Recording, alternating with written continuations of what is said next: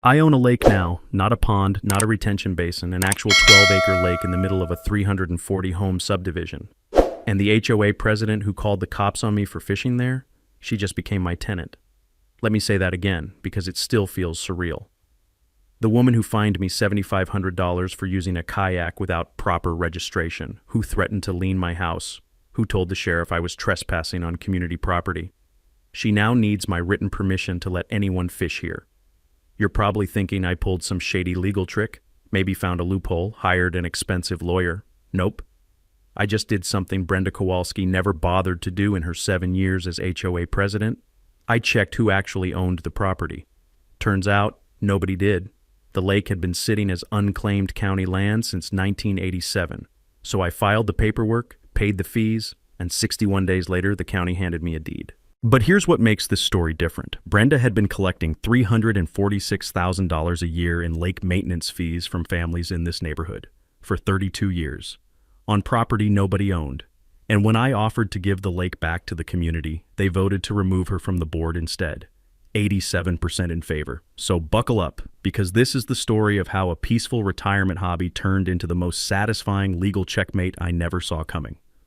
My name is Marcus Webb. I'm 67 years old, and up until 3 years ago, I had a pretty straightforward life. 40 years working as a civil engineer for the county planning department, drawing property lines, reviewing subdivision plats, making sure developers didn't try to build houses on wetlands or cut corners on drainage. My wife, Linda, and I bought our home in Silverbrook Estates back in 2018. She'd been fighting cancer for 2 years by then, and she always loved being near water, said it made her feel peaceful. The neighborhood had this lake right in the center, stocked with bass, surrounded by walking paths. It wasn't much, maybe 12 acres, really just a glorified retention pond. But Linda would sit on our back porch every evening and watch the sunset reflect off the water. She passed in late 2021. And after she was gone, I needed something to do with my hands, something to get me out of the house before the silence drove me crazy. So I took up fishing. Nothing fancy. I'd wake up at 6, take my little kayak down to the lake, catch and release for an hour or two. It became my therapy, my routine. The one part of my day that felt like I was still connected to her. Now, Silverbrook Estates is what you'd call a covenant-controlled community. That means when you buy a house here, you agree to follow the rules set by the Homeowners Association. And our HOA president was a woman named Brenda Kowalski, real estate agent, 52 years old, been running the board since 2017. Brenda was the kind of person who believed property values justified just about anything. She'd fine you for parking your car on the street overnight, cite you if your grass was a quarter-inch too tall, send certified letters if your mailbox wasn't the approved shade of black. Most people just paid whatever she demanded and kept their heads down. But in March of 2024, I got a letter that made me stop and read it 3 times. It was from the HOA, signed by Brenda, demanding an $85 per month lake maintenance fee, retroactive to when I'd moved in back in 2018. That came out to $5,100 due immediately, plus a $500 registration fee for my kayak, which weighed maybe 40 pounds and had cost me $120 at a sporting goods store. The letter explained that all homeowners with lake access were required to pay this fee to cover aquatic management, liability insurance, and infrastructure upkeep.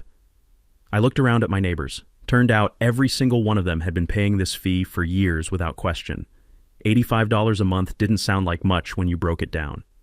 But when you did the math, 340 homes times $85 times 12 months, that was $346,000 a year going into the HOA's budget for lake maintenance. For a pond that maybe needed the grass mowed around it twice a month and some fish food tossed in occasionally. I'm not a confrontational guy. I paid it. Under protest, but I paid it. I figured I'd been using the lake almost every day for years, and even if the fee seemed high, I didn't want the hassle. But here's the thing. Once I started paying, I made damn sure I got my money's worth. I was out there every single morning, 6 a.m. like clockwork. I'd paddle out, cast my line, enjoy the quiet. Most days I'd catch 2 or 3 bass, take a picture, let them go. It was peaceful, it was mine, or at least I thought it was. That's when Brenda made her first mistake.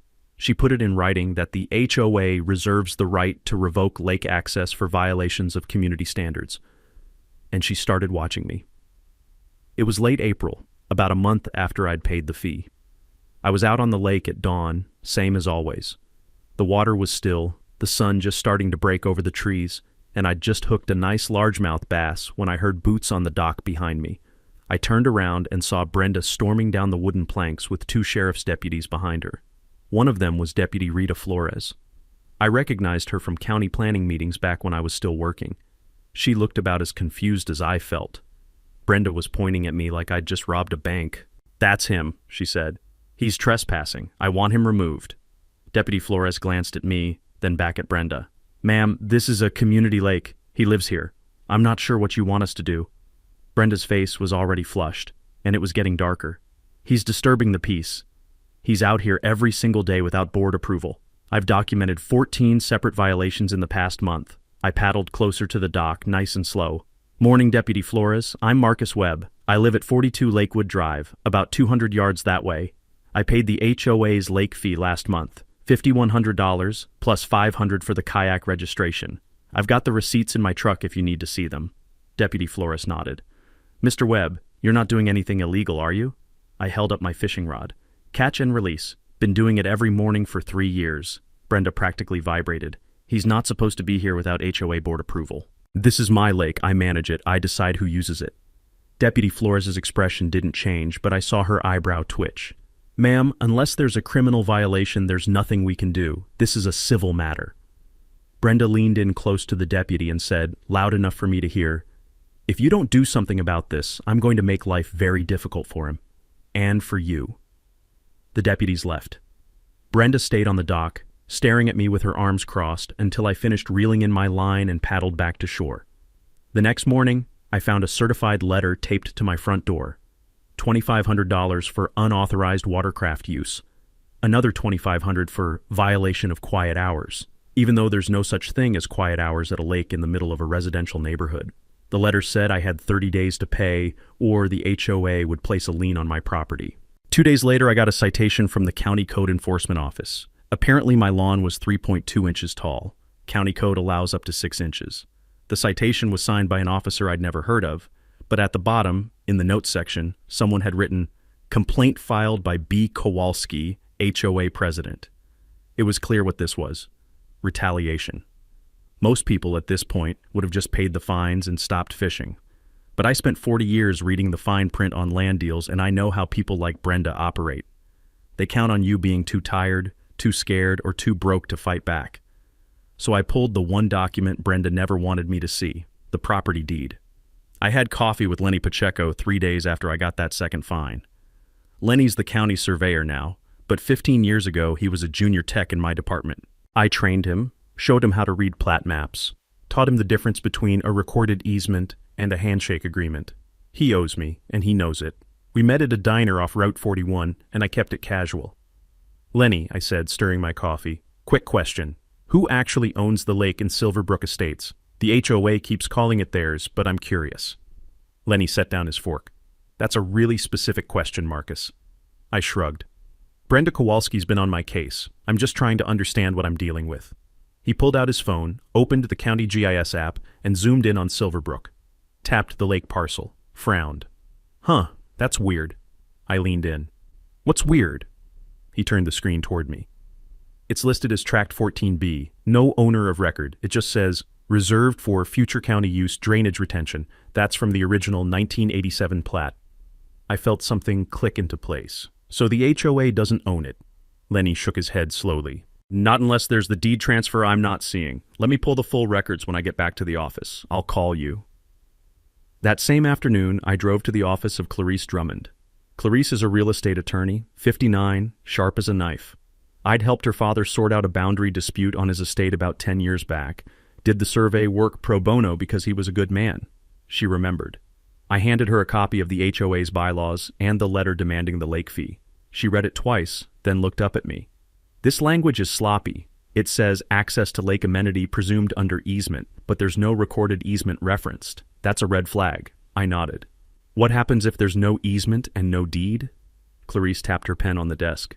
"Then they're charging you for access to property they don't control. If you can prove the HOA doesn't have legal standing, every fee they've collected is potentially fraudulent." She paused. "But Marcus, if you're thinking about challenging this, you need to be ready for them to fight dirty." I thought about Brenda's face on that dock, the way she'd said my lake. The citations, the fines, the threats. "I'm ready," I said. Clarice smiled. "Good. Start documenting everything. Every interaction, every letter, every fine. Photograph your fishing trips, timestamp them. If this goes legal, we need evidence." I also started asking around the neighborhood. Turns out there was a woman named Janet on the HOA board, secretary position, who'd been getting increasingly uncomfortable with how Brenda ran things. Janet slipped me a copy of the HOA's budget over the back fence one evening. I took it inside and did the math. The HOA was collecting $346,000 a year in lake fees. According to the budget, actual lake maintenance, mowing, stocking fish, liability insurance, all of it, cost about $8,000 a year. The rest was listed as administrative overhead and consulting fees. The consulting fees, it turned out, were paid to an LLC owned by Brenda's husband, $4,500 a month, for consulting on a pond. 3 days later, Lenny called me back. His voice was shaking. "Marcus," he said, "you need to come see this." Lenny met me at the county clerk's office on a Thursday morning. He had a rolled-up plat map under his arm and a look on his face like he'd just found buried treasure. We went into one of the back research rooms, the kind with the big tables and the dusty filing cabinets, and he spread the map out under the light. It was the original 1987 subdivision plat for Silverbrook Estates, the whole neighborhood drawn out in black ink on yellowing paper. Lot lines, streets, drainage easements, all of it, and right in the center, a big blue shape labeled Tract 14B. Lenny pointed at the notation in the margin. "Look at this. Reserved for future county use, drainage retention, ownership to be determined upon infrastructure completion." I leaned closer. Infrastructure completion, what does that mean? Lenny pulled out another document, a memo from 1992. It means the county was supposed to decide whether to keep it as a public stormwater facility or transfer it to the HOA. But according to this memo, the infrastructure was never finished. The developer went bankrupt in 1991. The county never made a decision, so the parcel just sat there. I felt my pulse start to pick up. "So who owns it now?" Lenny pulled up the chain of title on his laptop. "Nobody. The property was subdivided in 1987. Homes were built between 1990 and 1992. The HOA was incorporated in 1992. But Tract 14B was never transferred. It's been sitting as unassigned county land for 37 years. I stared at the map. 37 years. Brenda had been collecting fees on property the HOA didn't own for over 3 decades. I checked the tax records that afternoon. The county had never assessed property taxes on Tract 14B. No owner, no taxes. It was functionally abandoned land. Clarice confirmed it when I brought her the documents the next day. "This is a quiet title action waiting to happen," she said. "If no one comes forward to claim ownership, you can file to have the court declare you the legal owner." I blinked. "I can buy it?" She shook her head. "You don't even have to buy it. You file the lawsuit, notify all potential interested parties, and if no one responds within the statutory period, the court grants you the title. It's how people clear up ownership on abandoned property." She walked me through the process. File a quiet title lawsuit in circuit court. Name all interested parties, which included the county, the HOA, and anyone else who might have a claim. Publish a notice in the newspaper. Wait 60 days.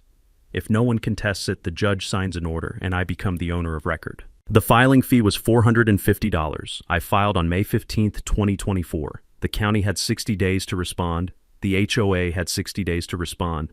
I didn't tell anyone. Didn't post about it online. Didn't mention it to my neighbors. I just kept fishing, same as always. And I waited. The county responded on day 12. Their attorney sent a 1-page letter that basically said, "We don't want it. No objection to the petition." The HOA didn't respond at all. I found out later that Clarice had used the corporate registry address for the HOA, which hadn't been updated since 1998. The notice went to an abandoned office building in Tampa. Brenda never saw it. On day 61, Judge Harold Metzger signed the order granting me title to Tract 14B. I walked into the county clerk's office that afternoon and recorded the deed. 12 acres. Appraised value, $340,000. Owner, Marcus Webb. I drove home, made myself a sandwich, and went fishing. Brenda still didn't know. I kept fishing every morning. Same routine. 6 a.m., paddle out, cast my line, catch and release. I was curious how long it would take for someone to notice. Turns out about 3 weeks. Mid-June, I got another certified letter from the HOA. This one was even more aggressive than the last. It was a notice of a $5,000 fine for repeated and willful violations of community standards. It listed every single morning I'd been on the lake in the past month, 14 separate line items. It also included a formal notice that if I didn't pay within 10 days, the HOA would initiate lien proceedings against my property. I sat down at my kitchen table, pulled out the recorded deed, made a clean copy, and wrote a very short letter. Dear Silverbrook Estates HOA Board, per the attached recorded deed effective June 12, 2024, I am the legal owner of the property commonly known as the Silverbrook Lake Official Designation Tract 14B. Your HOA no longer has authority over this parcel. All previous fines issued in connection with this property are void. I will continue to use my property as I see fit. Any further harassment will be considered trespassing on private land. Sincerely, Marcus Webb. I sent it certified mail. Return receipt requested. Then I sat back and waited for the explosion. It came 48 hours later. An emergency HOA board meeting was called. I wasn't invited, obviously, but Janet, the secretary, gave me the highlights. Brenda stood up in front of the board, waved my letter around, and said I was trying to steal community property. She claimed I'd forged documents, that I was trying to scam the neighborhood, that this was some kind of elaborate fraud. The board voted to hire an attorney, not just any attorney, a big law firm out of Tampa, the kind that charges $400 an hour and wears suits that cost more than my truck. 3 days later, I got a cease and desist letter from Whitmore & Associates, attorneys at law. It was 8 pages long, full of words like tortious interference and unjust enrichment and fraudulent conveyance. The basic message was, stop claiming you own the lake, give back the deed, or we'll sue you into oblivion. I read the whole thing twice, then called Clarice. They're bluffing, she said. They don't have standing. You own the property. They can't sue you for owning property. I asked her what it would cost to defend a lawsuit if they actually filed one. She paused. Depends on how long it goes. Discovery, depositions, trial prep. Could be $50,000, maybe more. $50,000. I'm retired. I've got savings, but that would gut me. Brenda knew that. She was counting on me backing down. I wrote back to Whitmore & Associates. 1 sentence. See you in court. Bring your checkbook. I didn't hear anything for a week. Then, in early July, I got a citation from code enforcement. Mailbox was the wrong color. Citation. Trash can was visible from the street for more than 12 hours after pickup. Citation. Front porch light was too bright and constituting a nuisance. Citation. 8 violations in 2 weeks. Every single one filed by Brenda Kowalski. Every single one dismissed when I showed the inspector the actual code, but it didn't matter. It was harassment. It was retaliation. And it was all on the record. But Brenda wasn't done. She was about to pull the dirtiest trick in the HOA playbook. The notice came on a Saturday morning, slipped under every single door in Silverbrook Estates. Emergency special assessment vote in big red letters across the top. The HOA was calling for a mandatory $500 special assessment from every household to fund a legal defense fund to protect community assets from external threats. 340 homes times $500. That's $170,000. The notice included a ballot and a prepaid return envelope. It also included a letter from Brenda that I have to admit was masterfully written. She didn't mention my name specifically. She just talked about how an outside individual was trying to steal the lake that families had been enjoying for 30 years, how property values would collapse if we lost access to the water, how this was about protecting our investments and our children's safety. She made it sound like I was some kind of corporate raider trying to fence off the lake and charge admission. The vote required 75% approval. It passed with 76%. I can't even blame my neighbors. Most of them had no idea what was actually happening. They just knew the HOA president was telling them their property values were at risk, and $500 seemed like a small price to pay for peace of mind. Suddenly, Brenda had a war chest, and she used it. In late July, the HOA filed an actual lawsuit against me. Not just threats this time, a real complaint, filed in circuit court, alleging unjust enrichment, theft by deception, and about 6 other causes of action that barely made sense. The theory was that because I'd been a county employee, I'd used insider knowledge to fraudulently acquire property that rightfully belonged to the HOA. It was nonsense, but it was expensive nonsense. Clarice estimated it would cost me at least $50,000 to defend, maybe more if it went to trial. My homeowner's insurance wouldn't cover it. Property disputes are explicitly excluded. I was looking at burning through a huge chunk of my retirement savings to defend property I legally owned. And the harassment got worse. The code enforcement officer who'd been filing all of Brenda's complaints, a guy named Derek something, started showing up at my house twice a week. He'd walk around with a clipboard, take pictures, write citations for things that weren't even violations. One time he cited me for having a non-conforming fence repair. I'd replaced a single picket that had rotted. He claimed I needed a permit. When I showed him the county code that said repairs under $50 don't require permits, he just shrugged and said, "Take it up with the hearing officer." It was death by 1,000 cuts.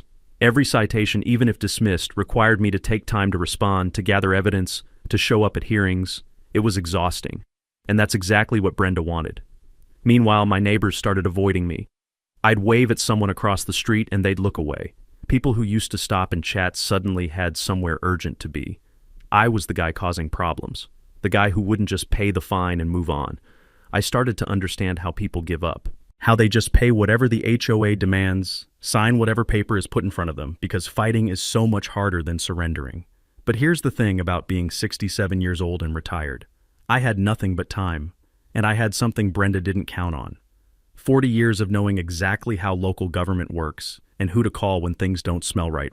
Also, I'd been documenting everything. Every letter, every citation, every interaction, time-stamped photos, saved emails, recorded delivery confirmations. Clarice had told me to build a paper trail and I'd built a highway. Then, at 2 a.m. on a Tuesday in early August, someone slipped an envelope under my door. No name, no return address. Inside were 3 years of HOA meeting minutes, and page 47 was absolutely beautiful. The meeting minutes were a gift, not just because of what they said, but because of what they proved. These weren't public records. They were internal HOA documents, the kind that only board members were supposed to see, which meant someone on the inside had decided Brenda had gone too far. I read through them that night with a pot of coffee and a highlighter. Most of it was routine stuff, landscaping bids, budget approvals, complaint logs. But scattered throughout were little nuggets that, when you put them together, painted a very clear picture.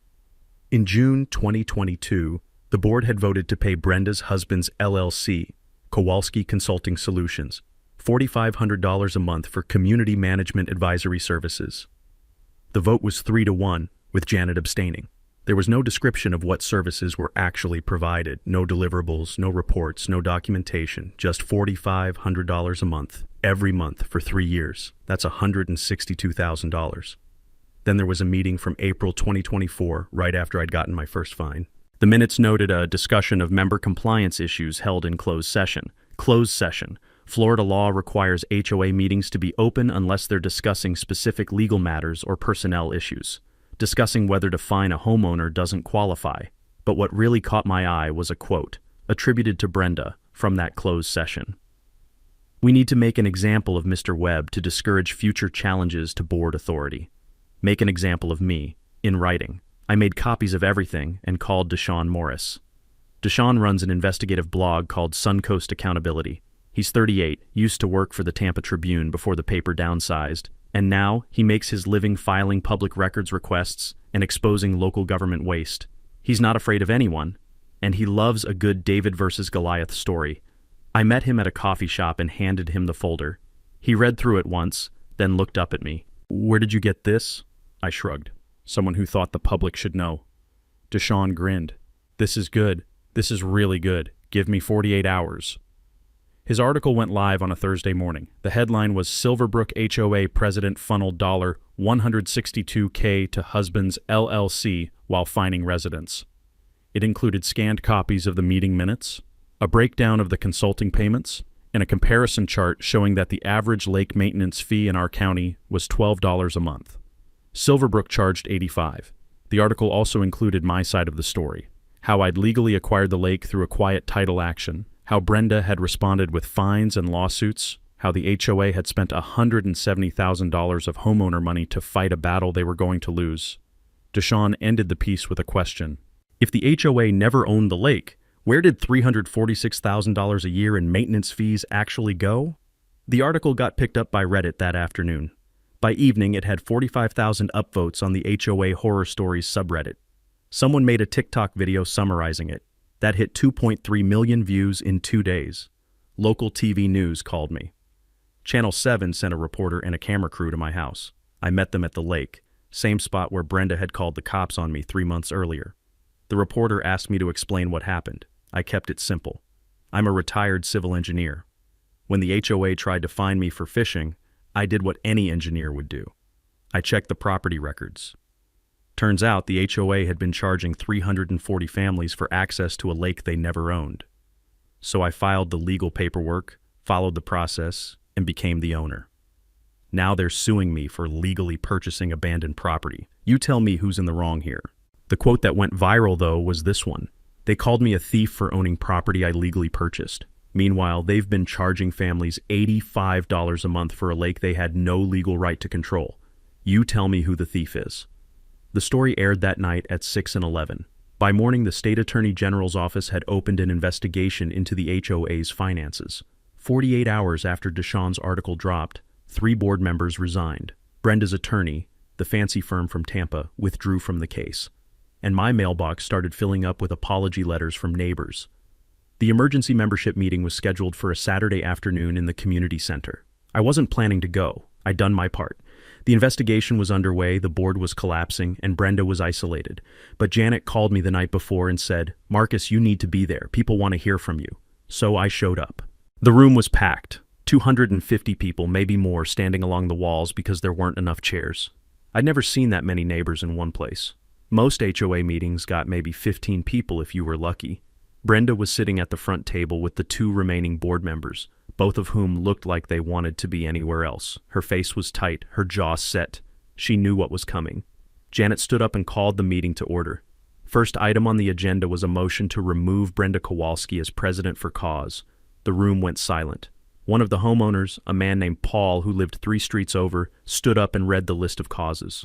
Misappropriation of funds, violation of open meetings law, retaliation against a homeowner for legally exercising his rights, failure to disclose conflicts of interest. The vote required a 2/3 majority of homeowners present. Janet called for a show of hands. I didn't vote. I'm not sure I was even allowed to, given the lawsuit, but I didn't need to. The motion passed with 87% in favor. Brenda stood up, said, "This is a witch hunt," and walked out. The room erupted in applause. Janet took over as interim president. 2 other homeowners, both retired professionals who'd been quietly disgusted with how Brenda ran things, were appointed to fill the vacant board seats. And then Janet did something I wasn't expecting. She turned to me and said, "Marcus, the board owes you an apology. We allowed this to happen. We should have asked questions years ago. On behalf of the HOA, I'm sorry." Then she asked the question I'd been waiting for. "What do you want?" I'd thought about this a lot over the past few weeks. I could keep the lake. Legally, it was mine. I could charge the HOA rent, or deny them access entirely, or sell it to a developer and walk away with $333,000. But that's not what Linda would have wanted. And honestly, it's not what I wanted either. I stood up. "I want 3 things, I said. First, the HOA drops the lawsuit immediately. Janet nodded. "Done. Second, I want a refund of every dollar I paid in lake fees. That's $5,100. She nodded again. "Done. Third, I said, I'm willing to grant the HOA a formal easement for lake access, but it comes with conditions. I pulled out a sheet of paper I'd prepared with Clarice. 1. No homeowner pays more than $15 a month for actual maintenance costs. No hidden fees, no consulting charges. 2. I retain veto power over any rule changes related to the lake. You want to ban fishing, ban kayaks, institute quiet hours? You run it by me first. 3. The easement is for 10 years, renewable. If the HOA violates the terms, I can revoke it. 4. The HOA pays for liability insurance and maintenance. I'm not managing a pond. And 5. I get to fish whenever I want. 365 days a year, 6 a.m. to 8 p.m., no restrictions." I looked around the room. Take it or leave it. The board didn't even need to deliberate. Janet said, "We'll take it, gladly." The room voted to accept the terms, unanimous.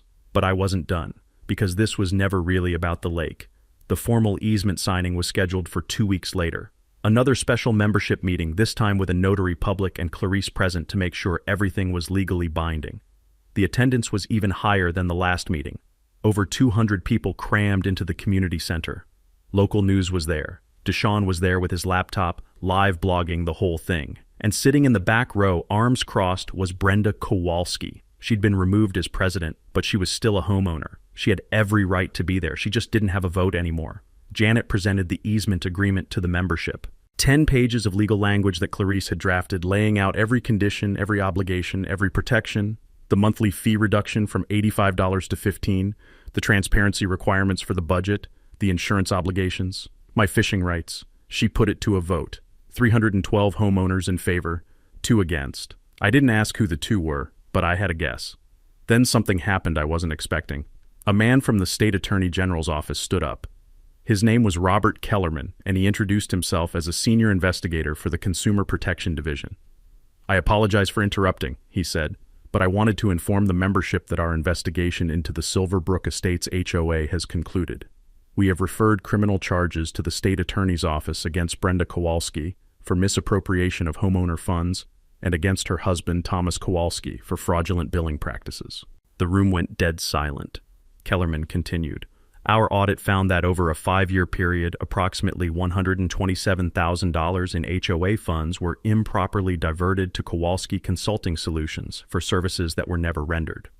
Additionally, Ms. Kowalski failed to file required financial disclosures with the state for 3 consecutive years, which is a violation of Florida Statute 700 and 20.303.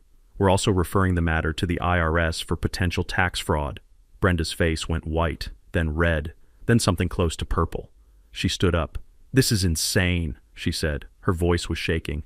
"I was protecting property values. I was doing my job. This man," she pointed at me, "tried to steal community property. I was defending this neighborhood." I'd been sitting quietly in the front row, but I couldn't let that stand. I stood up and turned to face her. "Brenda," I said, my voice calm, "you called the cops on a 67-year-old man for catching a base. You fined me $7,500 for using a kayak. You tried to put a lien on my house. You spent $500,000 of your neighbor's money trying to bully me into silence.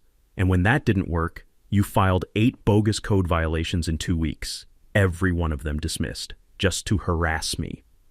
I took a step closer. "But here's what you never understood. I don't want revenge. I don't want to destroy you. I never did. I just wanted to fish in peace. And when you made that impossible, I did what any reasonable person would do. I checked the paperwork, and you know what I found? You'd been charging 340 families $85 a month for 32 years to access a lake you didn't own. That's $11 million, Brenda. $11 million in fees, collected over 3 decades, for property the HOA had no legal right to control." I turned back to the room. "So let me ask all of you, how many of you actually used the lake?" About 40 hands went up out of 200 people. "How many of you are paying $85 a month for it?" Every hand in the room went up. "Under the new agreement, you'll pay $15 a month. That's $70 a month back in your pocket, $840 a year. For 340 families, that's $285,000 a year that stays with you instead of going into an HOA slush fund." I paused to let that sink in. "But here's what we're really going to do with this lake. We're not just going to fish in it. We're going to turn it into something that actually benefits this community." I nodded at Janet, who pulled up a slideshow on the projector. "First," I said, "we're partnering with the County Parks and Recreation Department to create a free fishing program for kids. I'm going to teach it. Every Saturday morning, any child in this neighborhood can come learn how to cast a line, identify fish species, practice catch and release. No charge." The room started to murmur with approval. "Second, we're working with a local environmental nonprofit to restore the shoreline with native plants. That improves water quality, attracts wildlife, and makes the lake healthier for everyone." I clicked to the next slide. "Third, we're installing an ADA-accessible fishing dock. I designed it. It'll be built by a local contractor using money saved from the reduced fees." Another click. "And fourth, we're hosting an annual Silverbrook Community Day Festival at the lake. Food trucks, live music, kids' activities, and a fishing derby. First one is scheduled for September." I looked around the room. "This lake can be what it was always supposed to be, a place that brings people together, not a weapon for a board president to wield against anyone who questions her authority." The room erupted in applause. People stood up, some were crying. I saw neighbors hugging each other. And in the back, Brenda Kowalski grabbed her purse and walked out. The TV cameras followed her to the parking lot. That footage of her getting into her car and speeding away while reporters shouted questions became a meme within hours. But the best part, that happened 3 weeks later. The first Linda's Lake Community Day was held on a Saturday in mid-September. The weather was perfect. Low 80s, light breeze, not a cloud in the sky. We'd renamed the lake the week before at a small ceremony, just me, Janet, and a few neighbors. We planted a bronze plaque on a stone near the main dock. Linda's Lake, in memory of Linda Webb, who loved the water and believed in bringing people together. I stood there for a long time that morning, just looking at her name in the sunlight, and I felt something I hadn't felt in 3 years. Peace. By 10 a.m., the festival was in full swing. We had 5 food trucks parked along the main path. A local band was playing on a small stage we'd set up near the pavilion. Kids were running everywhere, faces painted, eating snow cones, chasing each other around the lake. And at the new fishing dock, the one I'd designed and that the HOA had paid to install using money saved from the fee reduction, I was teaching my first official fishing clinic. 43 kids signed up, 43, ages 6 to 14, all of them holding rods that were probably taller than they were, all of them looking at me like I was about to teach them magic. I showed them how to tie a clinch knot, how to cast without hooking someone behind them, how to feel the difference between a nibble and a strike, how to reel in slow and steady, not fast and jerky. And when an 8-year-old girl named Sophie hooked her first bass, a nice 2-pounder, and screamed with joy as she pulled it up onto the dock, I felt Linda there with me. I swear I did. By the end of the day, we'd had over 500 people show up, not just from Silverbrook, but from neighboring subdivisions too. The county parks and recreation director, a woman named Michelle Torres, pulled me aside and said the county wanted to make this an annual partnership. They'd provide free fish stocking, water quality testing, and educational materials if we kept the youth program running. I said yes immediately. The environmental nonprofit planted 200 native shrubs around the shoreline over the next month. Volunteers from the neighborhood showed up every weekend to help. The lake started to look less like a retention pond and more like an actual ecosystem. We saw herons, turtles, dragonflies. The water quality test showed a 40% improvement in just 6 months. But the biggest change wasn't the lake. It was the neighborhood. People started talking to each other again. The monthly lake cleanup days drew 30 or 40 volunteers. The HOA meetings, which used to be Brenda's one-woman show with a handful of board attendees, now regularly had 50 or 60 people participating. Janet ran for official election as president and won with 92% of the vote. The HOA launched a transparency portal on their website where every budget line item, every meeting minute, every contract was posted for members to see. No more closed sessions, no more mystery consulting fees. And the most unexpected thing? 3 other HOAs in neighboring communities reached out to me. Turns out they'd been following the story, and they had questions about their own lake ownership documents. 2 of them discovered similar issues: parcels that had never been properly deeded, easements that didn't actually exist. One of them is in the middle of their own quiet title action now. I even testified at the state legislature in November. There's a bill moving through committee that would require all HOAs to verify legal ownership of common areas and file proof with the state. They're calling it the Silverbrook Transparency Act. I never thought I'd be a legislative advocate, but here we are. As for Brenda, I heard through the neighborhood grapevine that she pleaded guilty in October. Sentencing is scheduled for January. Her attorney worked out a deal: 18 months probation, $127,000 in restitution to the HOA, 200 hours of community service, and a 3-year suspension of her real estate license. She's also permanently barred from serving on any HOA board in the state. She and her husband put their house up for sale in November. I heard they sold it at a $15,000 loss and moved to somewhere in Georgia. I didn't celebrate when I heard that. I didn't feel victorious. Mostly, I just felt tired. But also, weirdly, grateful. Because if Brenda hadn't called the cops on me that morning, I'd still be fishing alone, lost in my grief, disconnected from everyone around me. Now I'm teaching kids to fish every Saturday. I'm helping neighbors understand their rights. I'm part of something bigger than myself, and that's worth more than any lake. It's early December now, and I'm sitting on the dock at Linda's Lake, watching the sun come up over the water.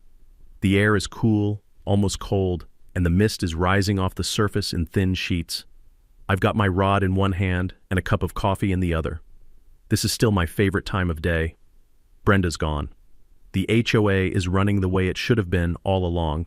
The lake is healthier, the neighborhood is stronger, and I've got 43 kids who now know the difference between a largemouth bass and a bluegill. I didn't set out to ruin anyone's life. I really didn't. I just wanted to fish in peace, in a place that reminded me of my wife. But when you spend 40 years working in government, you learn one thing that stays with you forever. The rules apply to everyone, or they apply to no one. You can't have it both ways. Linda used to say, "Don't get mad, get methodical." She was talking about fixing the dryer or organizing the garage, but it turned out to be pretty good advice for dealing with an HOA too. I cast my line out into the water and watched the ripples spread in perfect circles. A bass strikes almost immediately. I reel it in slow, bring it up to the dock, unhook it gently, and let it go. It flips its tail once and disappears back into the dark water. These days, I'm out here most mornings, sometimes alone, sometimes with one of the kids from the Saturday clinic who wants extra practice. The lake's healthier than it's been in decades. The neighborhood actually feels like a community now, not just a collection of houses with a tyrant in charge. And me? I finally got what I wanted all along: peace, quiet, and a place to remember my wife. If this story resonated with you, if you've ever dealt with a petty tyrant who counted on you being too tired or too scared to fight back, share it with someone who needs to hear it. And if you're in an HOA, maybe take an hour this weekend and pull up your property records. Check who actually owns your common areas. Make sure your board is filing the financial disclosures they're required to file. Ask questions. Most of the time, HOAs function just fine. But every once in a while, you get a Brenda. And the only thing that stops a Brenda is someone who's willing to read the fine print and stand their ground. The bass are biting this morning, the sun's almost over the trees, and I've got nowhere to be except right here. That's a good life. That's a wrap for today's episode on HOA Stories. If you enjoyed watching Karma in action, smash that like button, comment your thoughts, and let us know if you've dealt with HOA madness too. Subscribe so you won't miss the next HOA meltdown we post.